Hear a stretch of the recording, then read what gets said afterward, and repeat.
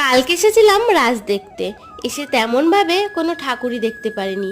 এত জামের মধ্যে পড়েছিলাম, বাড়ি যেতে যেতে প্রায় 9:30 বেজে গেছিল।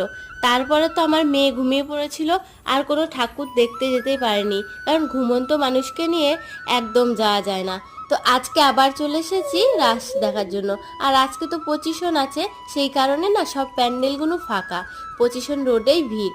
তো সেই জন্য আমি ভাবলাম যে আজকে একটু সুন্দরভাবে তোমাদের জন্য একটু ভিডিও শ্যুট করা যাক। আর লোকজনের মধ্যে না ভিডিও করতে সত্যি বলছি খুবই লজ্জা করে।